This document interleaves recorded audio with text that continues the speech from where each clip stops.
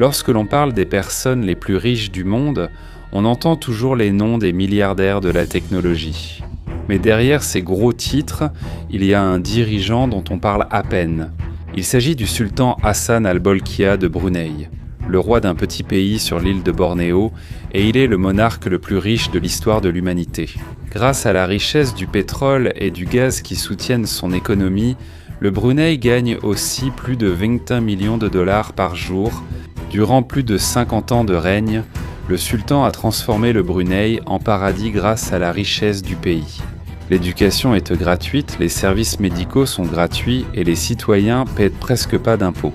Aujourd'hui, sa fortune atteint 30 milliards de dollars, dépassant celle des reines d'Europe et des rois arabes.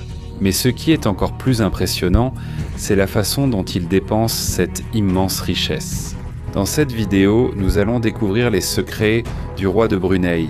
Des palais plus grands que 10 stades de football à ses 7000 voitures jet privées, super yachts et des fêtes coûtant des millions de dollars chaque nuit.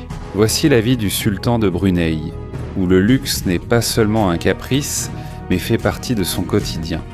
Mais avant de commencer, n'oubliez pas d'aimer cette vidéo, c'est très important pour nous, les créateurs de contenu. Merci beaucoup, commençons. Merci de regarder. L'ascension de Brunei. Tout d'abord, revenons sur l'endroit où tout a commencé. Il y a plus de 100 ans, Brunei n'était qu'un paisible groupe de petits villages sur la côte de la forêt tropicale. Comme ses voisins, l'Indonésie et la Malaisie, l'économie des habitants de Brunei à l'époque tournait simplement autour du commerce des épices, du bois et des produits issus de la forêt. Leur vie était paisible, jusqu'au jour où ils ont découvert qu'il y avait littéralement une richesse cachée. En 1929, un explorateur de la compagnie Shell Oil a remarqué un étrange liquide noir qui s'enfonçait dans la boue près d'une rivière. Après analyse, ils ont découvert avec stupéfaction que c'était du pétrole, une découverte qui changea le destin du pays. Dans les années 1960, avant l'arrivée au pouvoir du sultan actuel, des centaines de puits de pétrole faisaient jaillir la richesse du sol, et les coffres du Brunei se remplissaient à une vitesse inédite. Dans les années 1970, lorsque le prix du pétrole a fortement augmenté dans le monde entier, l'économie du Brunei a également explosé dans l'abondance. La croissance de leurs 25% par an, presque le double chaque année. C'est ainsi qu'ils se sont enrichis aussi rapidement. L'ancienne ville paisible est soudainement devenue un paradis doré. Il y a des palais qui scintillent jour et nuit, et presque tous les citoyens reçoivent de l'aide du gouvernement. Et au milieu de tout cela, le sultan et ses conseillers détenaient tout le pouvoir. En seulement quelques décennies, le Brunei est passé d'un coin oublié de l'Asie à l'un des 10 pays les plus riches du monde en termes de revenus par habitant. Mais au-delà de la richesse, le véritable secret du sultan, c'est le pouvoir. En tant que monarque absolu, cela signifie qu'il détient lui-même l'ensemble du gouvernement. Il n'a pas besoin d'élections ni de parlement.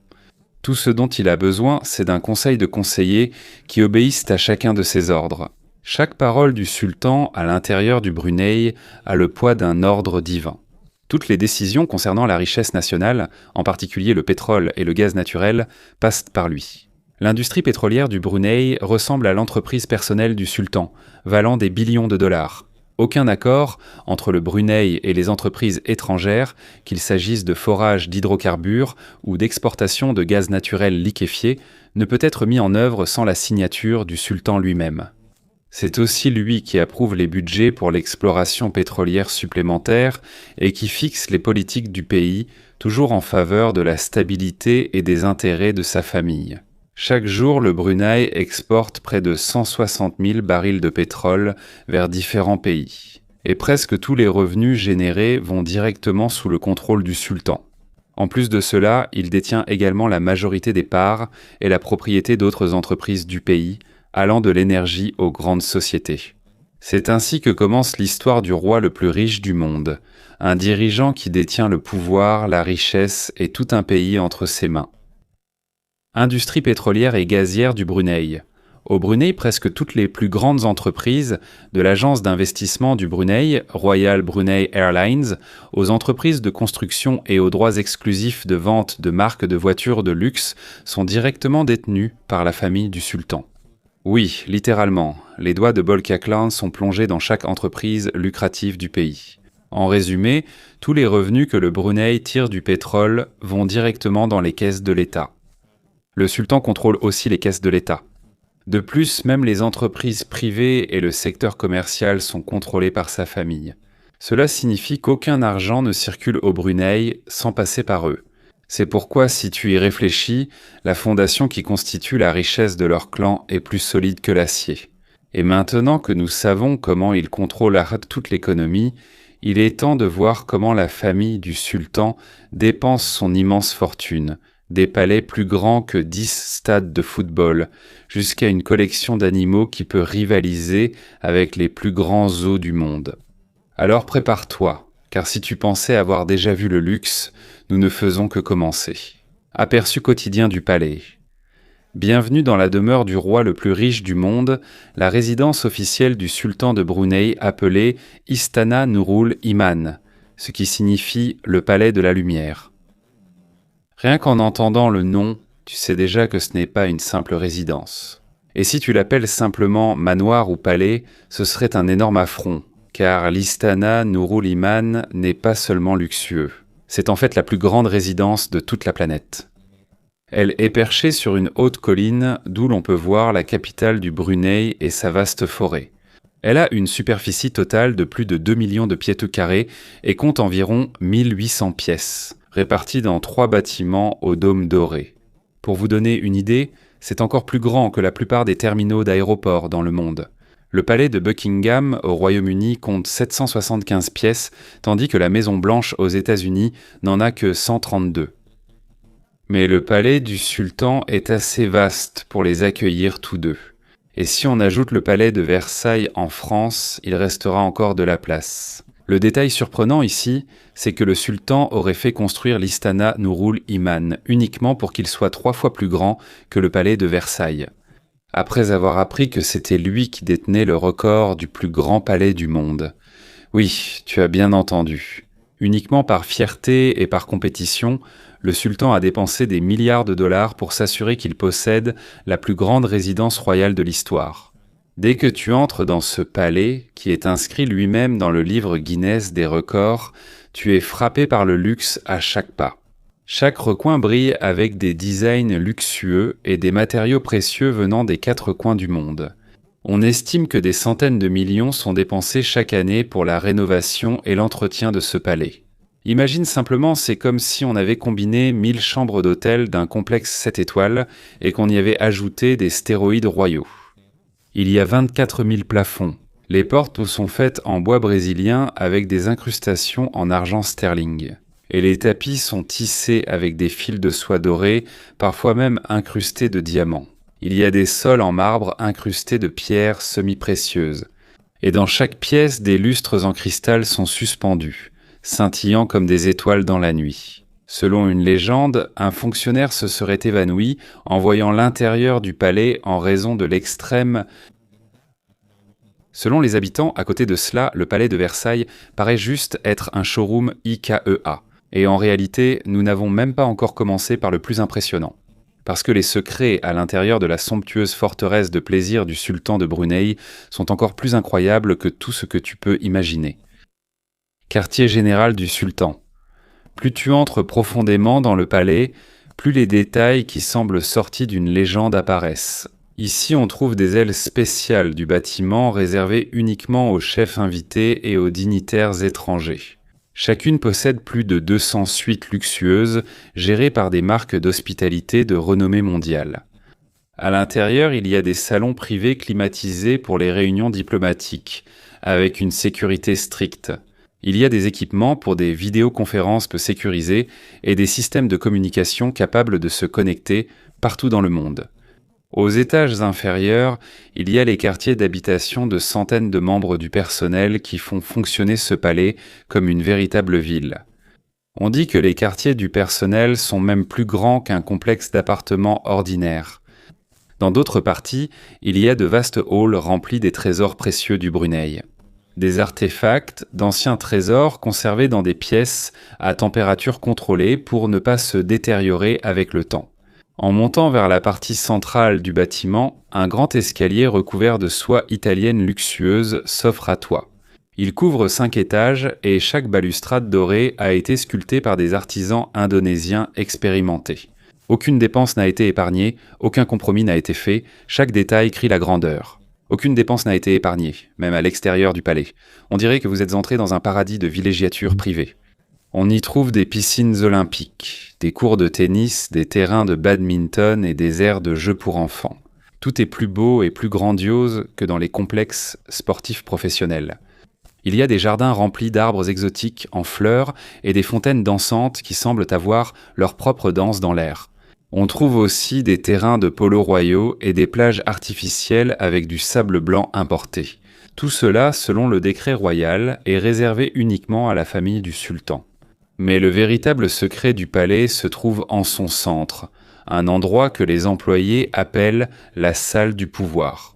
Selon les rumeurs, c'est la salle de conférence secrète où seul le sultan et ses enfants les plus proches sont autorisés à entrer. C'est ici que l'on trouve l'une des collections de lustres les plus uniques au monde. Au plafond, il y a plus de 3000 lustres en cristal et en diamant qui scintillent à la lumière. Un spectacle fascinant pour quiconque les voit. Mais ce n'est pas tout, il y a aussi des équipements de télécommunication avancés ici que le sultan utilise pour des vidéoconférences mondiales et même pour le suivi militaire en temps réel de ses forces armées. Rien n'a été négligé pour construire le quartier général du sultan. C'est un centre de commandement moderne enveloppé de luxe, le véritable cœur de son royaume. Et même si tu faisais le tour du palais Nurul Iman tous les jours, il te serait impossible d'épuiser toutes les richesses et les somptueux détails qu'il renferme. Mais le sultan ne possède pas qu'un seul palais. Après ce palais, de nombreux autres nous émerveilleront encore. De ces autres manoirs et palais situés dans différentes parties du monde, ils font partie du vaste portefeuille immobilier du monarque de 30 milliards de dollars. Dans les autres palais du sultan, alors que l'Istana Nurul Iman sert de résidence officielle et de centre du gouvernement du Brunei, il est surprenant de penser que ce palais de 125 000 mètres carrés n'est qu'une des nombreuses propriétés du sultan. Dans tout le royaume, qui est divisé en 16 districts, il y a plus de 12 autres palais vastes et des domaines luxueux appartenant à la famille du sultan. La majorité ont été attribués aux reines, princes, princesses et autres membres de la famille royale. Tout est entretenu avec les fonds de l'État.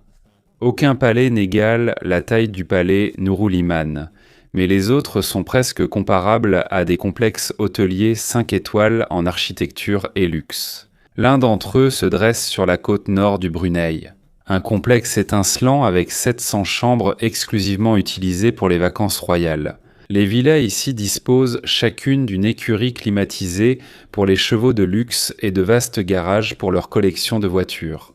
Juste à côté se trouve l'immense parking pouvant accueillir 30 000 voitures faisant partie de la flotte familiale de véhicules d'une valeur d'environ 4 milliards de dollars. Dans les manoirs, on ignore si l'on est dans une station balnéaire ou un parc à thème. Il y a une patinoire de roller en intérieur, des cinémas privés avec des fauteuils de massage inclinables, des terrains de badminton, des héliports, des lacs artificiels et même des mini-parcs aquatiques avec des fontaines dansantes synchronisées, tout cela financé sans aucune limite uniquement pour le plaisir et le repos de leur famille royale. À Brunei, il y a un immense palais avec 100 chambres d'invités exclusivement utilisées pour des symposiums d'affaires royaux et des rassemblements somptueux de diplomates étrangers. Les 5 étages de ce bâtiment possèdent des annexes où résident plus de 100 chefs et des membres de l'orchestre qui servent lors des événements. Et ce n'est pas tout. Il y a plus d'une douzaine de manoirs de campagne, de domaines de ranch et de villas modernes au sommet des collines qui sont répartis entre les différents princes et princesses de la famille. Chaque manoir est équipé de la toute dernière technologie de maisons intelligentes, de terrains de basket-ball intérieurs, de salles de cinéma et de lustres dans chaque pièce. Voilà la réalité d'être roi au Brunei. Presque tous les enfants ou frères et sœurs ont grandi dans des manoirs valant plusieurs millions. encore plus luxueux que ceux de Beverly Hills. Mais si tu penses que leurs richesses ne tournent qu'à l'intérieur du pays, tu seras surpris par l'étendue de leur collection mondiale de manoirs. En tant que l'une des familles royales les plus riches de l'histoire, la famille Boulekya n'a jamais cessé d'acheter des biens immobiliers et des hôtels sur différents continents. Ils possèdent une rue de villas de 10 chambres à Kensington Palace Gardens à Londres, un grand château écossais où Gladiator a été tourné, ainsi qu'un domaine espagnol, ancienne résidence royale du XIXe siècle. Ils possèdent également une douzaine de chalets de ski dans les Alpes suisses, et même le Beverly Hills Hotel à Los Angeles leur appartient après l'avoir acheté pour plus de 100 millions de dollars. Ils possèdent également plusieurs hôtels célèbres comme The Planet, la Casa à New York, l'Hôtel de Paris en France et l'Hôtel I. Ces hôtels, autrefois des monuments emblématiques du monde, servent désormais simplement de maison de vacances pour le sultan lorsqu'il voyage à l'étranger. Et si cela ne suffit pas, ils possèdent aussi des îles privées tropicales près de la Gold Coast en Australie et sur la côte de la Malaisie, où se trouvent des villas valant plusieurs millions de dollars chacune, dans des villes comme Londres, Paris et la Suisse. Il y a des suites royales de 100 chambres qui leur sont toujours réservées, à tout moment où ils souhaitent voyager ou faire du shopping à l'étranger. Aujourd'hui, avec une valeur nette de plus de 20 milliards de dollars, leurs biens continuent de croître dans différentes parties du monde. Le luxe de cette famille est devenu un symbole de richesse et de pouvoir, une vie inaccessible à toute personne ordinaire. Que ce soit l'été sur la Côte d'Azur, l'hiver sur les pistes de Suisse ou simplement un week-end dans leur manoir de Beverly Hills, ils ont toujours une maison, ou devrais-je dire un palais, qui les attend. Tout cela est possible grâce à la richesse provenant du pétrole et du gaz de leur pays, le Brunei, une richesse qui continue d'alimenter la vie luxueuse de la famille du sultan. La plus grande collection de voitures au monde. Si tu trouves déjà les palais et propriétés du sultan excessif, sache qu'il détient aussi la plus grande collection de voitures au monde. Plus de 7000 véhicules de luxe, dont plus de 500 voitures ultra rares provenant de marques célèbres comme Rolls-Royce, Ferrari, Porsche, Lamborghini et Koenigsegg, pour une valeur totale de plus de 4 milliards de dollars. Ce n'est pas qu'une collection de voitures ordinaires. Au Brunei, des installations spéciales ont été construites uniquement pour abriter les voitures de luxe du sultan, des garages climatisés, équipés de systèmes de sécurité et de mécaniciens spécialisés payés 2 millions de dollars par an pour s'assurer que chaque véhicule brille. Autour de son palais, il y a plus de 110 installations de ce type utilisées pour les véhicules de la famille, tandis qu'il y en a 5 autres dans la capitale qui servent exclusivement de parking pour leurs voitures. Autour de son palais, la collection comprend des Rolls-Royce Phantom uniques avec une finition en or 24 carats des classiques d'avant la Seconde Guerre mondiale et des supercars modernes littéralement personnalisés selon les caprices du sultan. Des constructeurs comme Ferrari et Lamborghini fabriquent des modèles spéciaux pour lui. Peu importe le prix, peu importe à quel point la demande est impossible. En réalité, beaucoup de ces voitures ne sont utilisées qu'une seule fois, puis sont stockées à vie dans le garage. Pour le sultan qui gagne des millions de dollars par jour avec le pétrole, posséder un musée de voitures valant des milliards n'est qu'un passe-temps. Collection et actifs aéronautiques. Mais le luxe ne s'arrête pas là. En raison du grand nombre de ses palais et de ses propriétés à travers le monde, le sultan possède également sa propre flotte aérienne. Une immense collection de jets privés Boeing, d'hélicoptères Sikorsky et d'autres avions d'État. La Royal Brunei Airlines, également détenue par la famille, possède des Boeing Dreamliner transformés en véritables palais volants. Il y a des salons privés, des douches luxueuses, et des cuisines de chefs où des plats comme le homard et le caviar sont préparés personnellement pendant le vol. Les sièges sont conçus par des designers italiens. Des moniteurs de 40 pouces et des lits totalement inclinables pour chaque membre de la famille. Ce n'est pas juste un jet. Ces forteresses volantes, dotées de systèmes automatisés anti-catastrophes et de défense anti-missiles, protègent le roi lors de ses déplacements. À l'intérieur du Brunei, ils utilisent leurs propres hélicoptères Sikorsky pour voyager entre les 16 districts et il y a 2 hangars privés réservés à plus de 100 appareils allant des jets aux avions, à hélices et aux hélicoptères de transport, personnes très importantes. Au total, le sultan possède jusqu'à 120 appareils, ce qui le place en tête de la liste des plus grandes flottes d'aviation privées au monde, les yachts du sultan. Et bien sûr, s'il a un palais sur terre, il possède aussi un royaume sur la mer. La collection de yachts du sultan vaut plus de 500 millions de dollars et chacun ressemble à un château flottant sur l'océan. La pièce maîtresse ici est le Taj Mahal des yachts. Le Tajem Sultan, un super yacht de 500 millions de dollars mesurant 165 mètres de long. Les 4 étages offrent 2 vastes salles de réception, 12 suites de luxe avec vue à 180 degrés sur l'océan et du mobilier issu des grandes maisons de design italiennes. La salle principale est peinte à la feuille d'or avec des lustres créés par Francis Baccarat et des aquariums remplis de poissons rares provenant de différentes régions d'Asie. Mais la pièce maîtresse la plus célèbre est un escalier en colimaçon en or massif entourant un aquarium lumineux, une scène digne d'un film. Mais en plus, il a un yacht encore plus grand.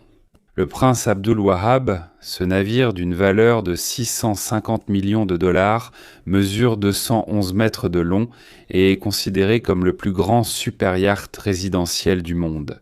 En raison de sa taille, aucun port au monde n'est capable de l'accueillir. Il a donc été doté d'ancres rétractables et d'un terminal privé en eau profonde au Brunei.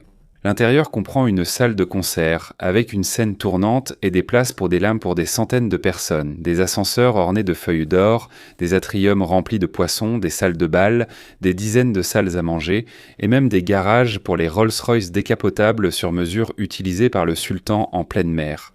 Que ce soit en mer, dans les airs ou sur la route, le luxe du sultan de Brunei est inégalé. Ces biens semblent être une collection de tous les rêves de l'humanité.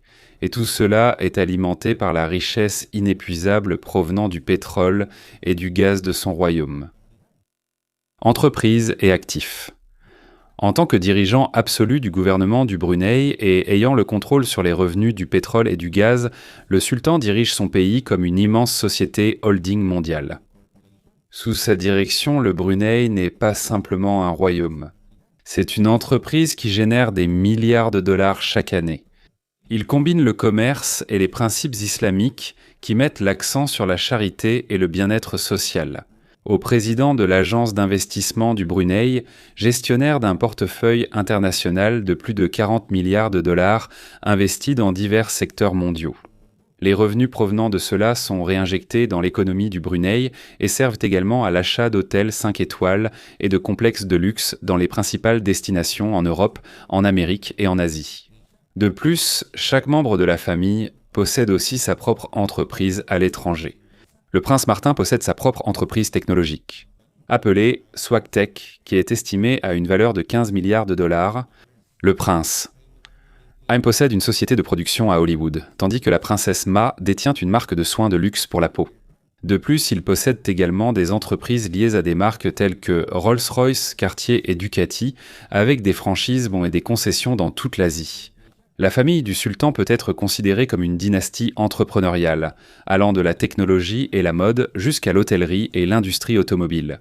Tout cela génère des milliards de revenus chaque année, et tout revient également dans leur poche pour financer le style de vie luxueux de leur famille, qui semble ne jamais être affecté par aucune crise économique. Événements luxueux et dépenses excessives. En tant que monarque le plus riche du monde, le sultan ne se contente jamais de célébrations ordinaires. Les occasions comme les anniversaires royaux, les anniversaires de mariage et les visites d'État sont célébrées dans son immense palais. Il est plus grand que 10 stades de football. À chaque célébration, des milliers de personnes sont invitées. Une équipe de 100 personnes est dédiée uniquement à la décoration. Des arrangements floraux et des drapés de haute couture jusqu'à la chorégraphie musicale et la mise en place de la haute gastronomie. Les fleurs sont importées chaque jour de différents pays. Il en coûte plus de 25 millions de dollars par jour rien que pour remplacer les fleurs à chaque emplacement du palais.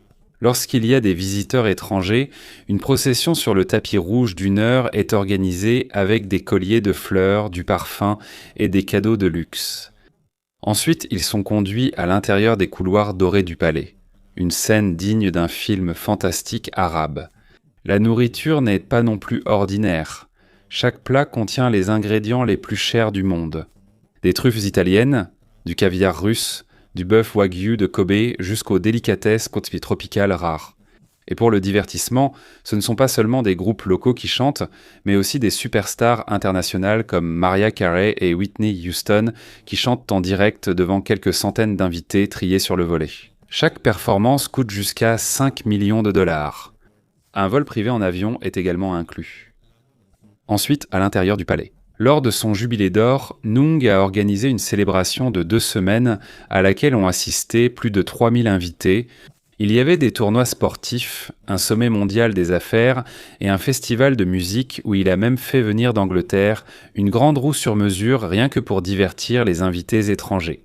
Et bien sûr, cela n'inclut même pas ses luxes personnels. Des dîners à 250 000 dollars avec des billards de 20 livres, du caviar, louga et du steak, Kobe à leurs 24 carats, des gâteaux à un demi-million de dollars ornés de pierres précieuses, des montres en diamant sur mesure à 10 millions de dollars, des sacs à main incrustés de bijoux et des montures de lunettes en or massif venant d'Italie. Il a aussi 100 masseurs personnels et des coachs sportifs, un chef cuisinier toujours prêt et un orchestre à plein temps qui joue à tout moment quand il le souhaite.